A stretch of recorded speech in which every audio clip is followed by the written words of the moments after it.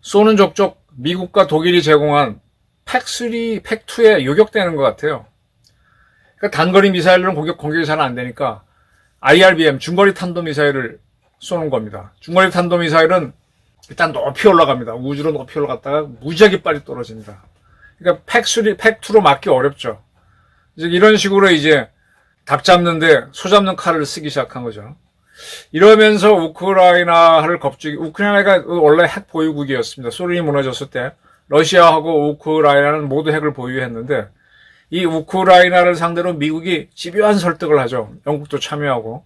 자, 니네 핵무기를 모두 러시아로 보내라. 그리고 비핵화 선언을 해라. 그러면 지원하겠다 그래서 뭐 리스본 의성전이 무슨 뭐 부다페스트 각선이 그걸 막 맺으면서 이제 우크라이나가 비핵화에 동의하면서 핵무기를 러시아에 보냈습니다. 그리고 불과 90년대 중반인가요? 15년이 지나지 않아서 러시아가 우크라이나의 크림반도로 친러 게릴라를 침투시켜서 그 지역을 우크라이나에서 떼어내는 공작을 10여 년을 하다가 떼어냈죠. 그리고 이제 계속 게릴라를 집어넣어서 우크라이나 내전이 확대되니까 22년 그 내전을 중재한다. 평화유지군을 파견한다는 명목으로 22년 2월 10일 우크라이나를 침략했다가 지금까지 전쟁이 계속되고 있습니다. 우크라이나는 자기네가 핵이었기 때문에 이렇게 당했다는 걸 지금 절실하게 느끼고 있죠.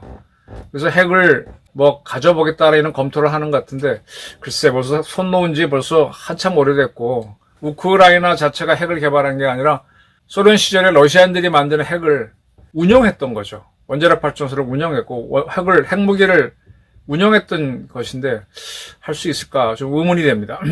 그리고 이제 계속해서 우크라이나가 저항이 세니까 푸틴은 전술핵을 사용할 수 있다는 공갈을 몇 번 쳐왔어요. 그러나 사용하지 못했죠. 이런 가운데 작년에 푸틴의 지시로 러시아의 상하 의원이 과거에 비준했던 CTBT 비준 철회 결정을 했습니다. 작년에 한창을 추진했죠. 우리 핵실험 하겠다 이겁니다. 대기권 핵실험 하겠다. 지하 핵실험 하겠다. 왜? 미국은 아예 이거 비준 안 했는데 뭐 중국도 안 했는데 내가 할 필요 있어? 이런 거죠. 그러면서 이제 자기네가 갖고 있는 여러 핵폭탄 중에 가장 강력한 거를 어디선가 터트리면 지구가 진동하고 세계가 놀라겠죠. 북한이 우리 겁주고 미국 겁줄 때 핵실험을 한 것처럼 하겠다 이겁니다. 그래서 듀마라고 하는 러시아의 하원은 비준 철회를 결정했고 이거를 푸틴도 인정을 했습니다. 이에 따라 러시아 외무차관이 기자회견을 갖고 미국은 CTBT를 따를 징조가 없다라고 하면서 우린 CTBT를 철회했으니 핵실험을 할 수도 있다라는 수로 주장을 하고 이야기를 했습니다. 한번 핵실험을 해서 미국을 우크라이나를 겁주겠다 이런 겁니다. 지금 INF 조약이라고 모든 중거리 핵전력을 없애자라는 거를 87년에 미 소가 맺었고 그걸 서로 지켜야 하는데 96년도인가 이게 이제 조약이 폐기되었습니다. 에도 불구하고 미로는 이 조약을 지켜왔는데 러시아가 지난번에 우크라이나를 향해서 IRBM을 쐈죠. 이거는 중거리 탄도미사일을 개발했다. 즉 INF 조약을 지키지 않았다라는 겁니다. 계속 지금 우크라이나를 공격하지만은 미국을 의식한 외교전을 펼치고 있죠. 푸틴이. 옛날엔 미국이 CTBT를 비준 안 해도 스스로 비준하더니 지금은 미국이 안 했으니까 우리도 비준 철회다라고 하고 INF 조약이 파기돼도 INF 정신을 지켰는데 딱 깨고 중거리 전략 탄도미사일을 만든 겁니다. 그래갖고 시험 발사를 우크라이나로 했어요. 핵탄두를 달지 않았지만 핵탄두를 달 수도 있다는 사인을 주면서 계속 압박을 하는 거죠. 이런 걸 보게 되면은 1990년대 그리고 2000년대 초반 김정은이가 핵 개발을 하면서 계속 한국과 세계를 압박한 것과 비슷해요. 그때 어리석게도 김영삼 대통령은 핵은 우리가 막을 수 없다고 미국이 막으라고 하면서 미국과 북한이 대저할 수 있는 기회를 열어줬고 그 결과 우리는 지금 핵은 아예 손도 못 대고 완전히 바보가 돼 있죠. 네, 북한 외교의 큰 승리입니다. 이런 승리가 있다 보니까 북한은 핵실험까지 다 몇 차례 해갖고 핵무기를 가지고 지금 껄핏하면 우리를 겁을 주는데 꼼짝 못하고 있어요. 자, 제가 드리는 말씀은 뭔가 하면 대한민국도 상당히 거친 핵 외교를 할 필요가 있다 이겁니다. 첫째는 무엇이냐? 노태우 정권 때 선언했던 비핵화 선언 파기를 할 필요가 있죠. 그리고 당장 뭐 핵무기를 가질 수는 없지만 미국과 협상을 해서 한미 원자력 협정을 개정해서 한국도 농축 공장과 재처리를 공장을 지을 수 있는 쪽으로 해야죠. 그게 핵무기를 만들겠다는 뜻은 아니에요. 거기에서 원자로에 들어가거나 원자로에 들어가는 핵 연료를 만드는데 농축과 재처리를 하겠다 이렇게 만들어 놓고 그러한 공장이 있어야 유사시 더 돌려서 핵무기를 만들 수 있어요. 그런 것도 갖춰 나가야 됩니다.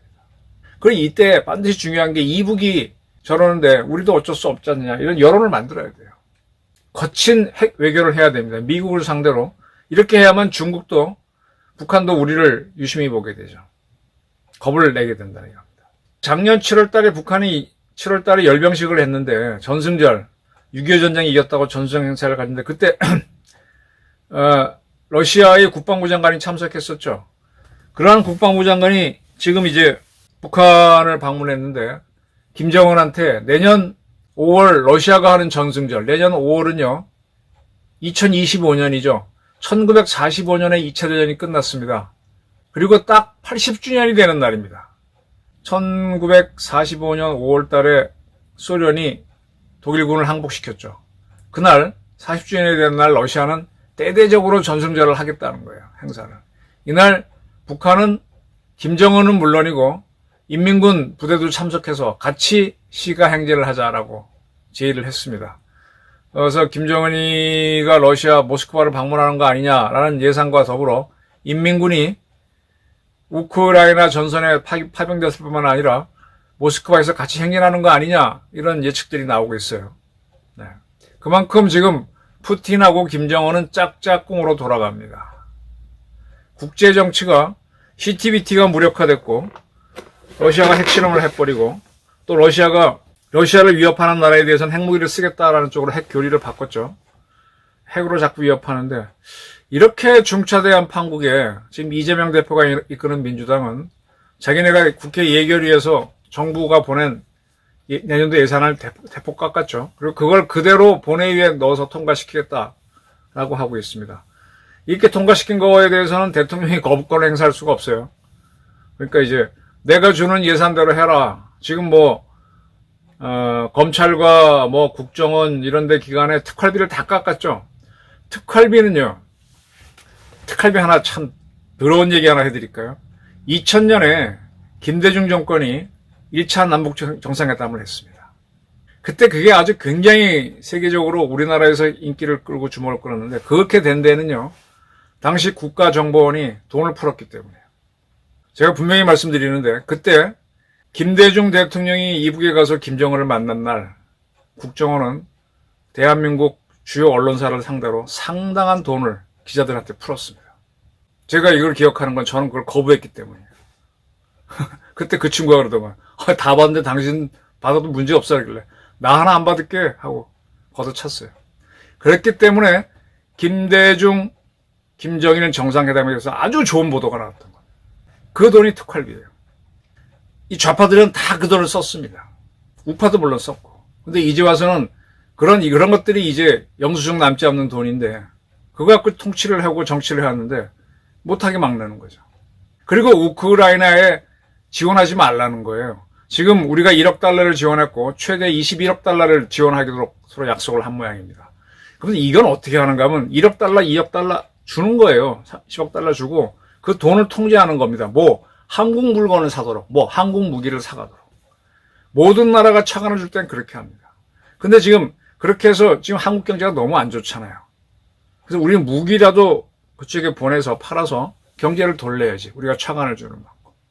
또 지금 이번 러우 전쟁에서 러시아가 이겨버리면 우리는 굉장히 불리해집니다. 북한이 파병한 이상.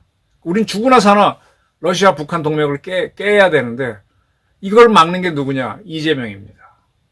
러시아 우크라이나 지원하지 마라. 또 국내 이런 수사 활동도 하지 마라. 꽉꽉 조이고 있어요. 국제 정치에 대한 소외가 엄청 늘어나고 있는데 그걸 아예 못하도록 막고 있는 거죠.